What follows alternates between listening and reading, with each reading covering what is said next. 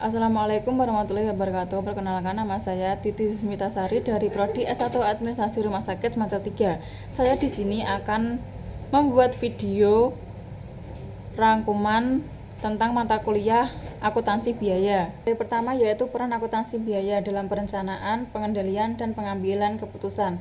Akuntansi biaya adalah proses pengumpulan, pengukuran, analisis, dan pelaporan informasi biaya produksi yang berperan penting dalam perencanaan, pengendalian, dan pengambilan keputusan perusahaan. Fungsi utamanya meliputi penentuan harga jual, pengendalian, pengeluaran, evaluasi kinerja, dan perencanaan produksi. Akuntansi biaya menggunakan berbagai metode seperti biaya variabel, biaya tetap ABC, dan standar untuk menyesuaikan dengan kebutuhan produksi yang berbeda. Siklus akuntansi biaya mencakup identifikasi, pencatatan, pengalokasian, perhitungan biaya produksi, dan pelaporan untuk memberi wawasan manajerial. Akuntansi biaya menerapkan di berbagai sektor, terutama manufaktur jasa, konstruksi kesehatan, pendidikan, dan sektor publik, guna meningkatkan efisiensi dan pengelolaan anggaran. Di sektor bisnis, ini membantu dalam pengembalian keputusan strategis serta menjaga keberlanjutan perusahaan dengan menyediakan data biaya yang akurat dan relevan untuk setiap proses bisnis. Materi kedua yaitu klasifikasi biaya sebagai alat evaluasi. Biaya adalah pengorbanan ekonomi yang diukur dengan nilai uang yang dikeluarkan untuk memperoleh barang atau jasa yang diharapkan memberi manfaat di masa depan. Objek biaya mencakup produk, layanan, departemen, pelanggan, dan aktivitas yang biayanya diakumulasi dalam akuntansi. Biaya diklasifikasikan berdasarkan perilaku tetap, variabel campuran, fungsi produksi, non-manufaktur, pertanggungjawaban terkendali, tidak terkendali, dan penelusuran langsung dan tidak langsung.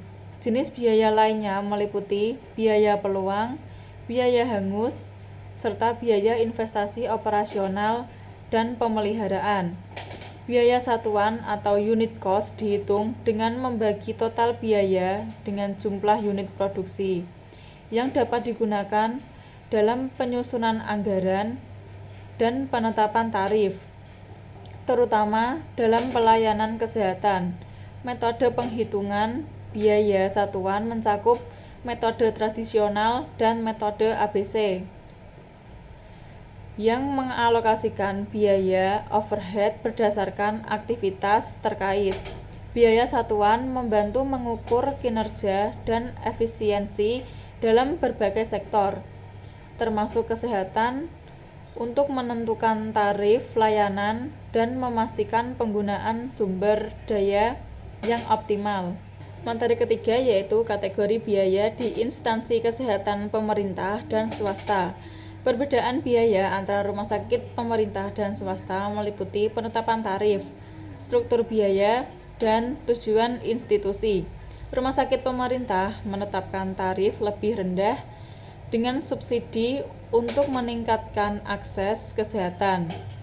Sementara rumah sakit swasta menetapkan tarif berdasarkan analisis biaya dan orientasi profit. Dalam struktur biaya, rumah sakit pemerintah memiliki overhead tinggi dan subsidi investasi, sedangkan rumah sakit swasta menanggung semua biaya sendiri.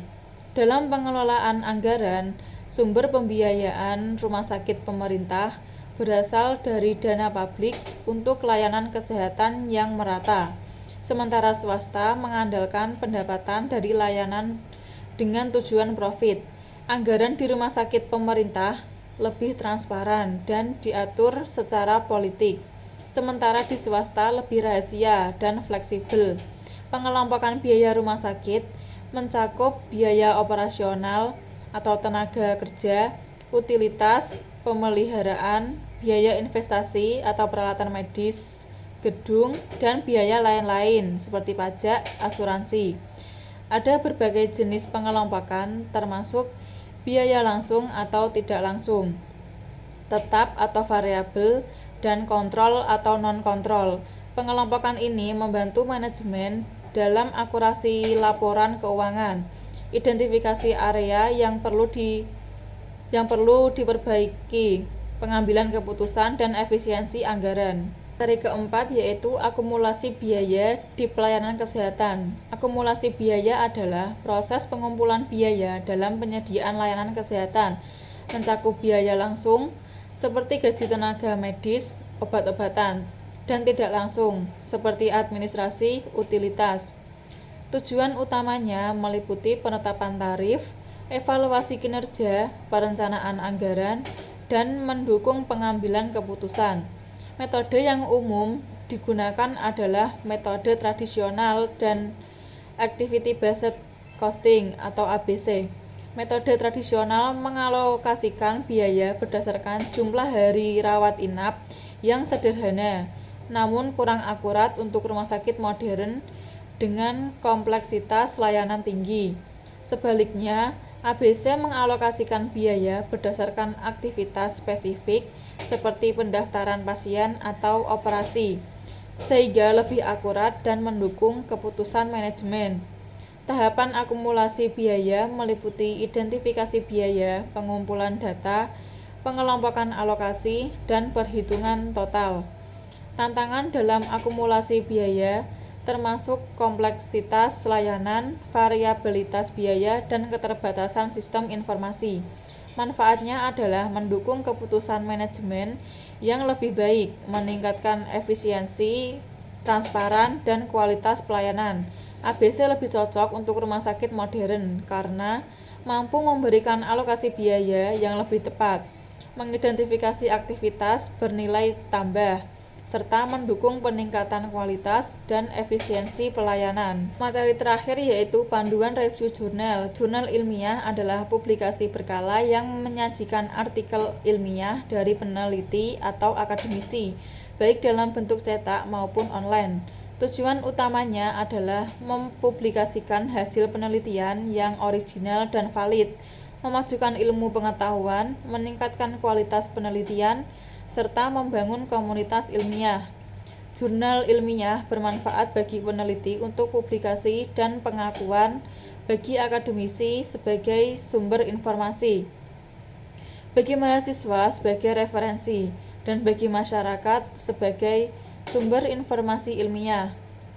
Resume jurnal adalah ringkasan dari sebuah artikel ilmiah bertujuan memudahkan pemahaman isi jurnal tanpa harus membaca secara keseluruhan. Format resume mencakup judul jurnal, nama peneliti, latar belakang penelitian, tujuan penelitian, metode penelitian, temuan utama, dan kesimpulan.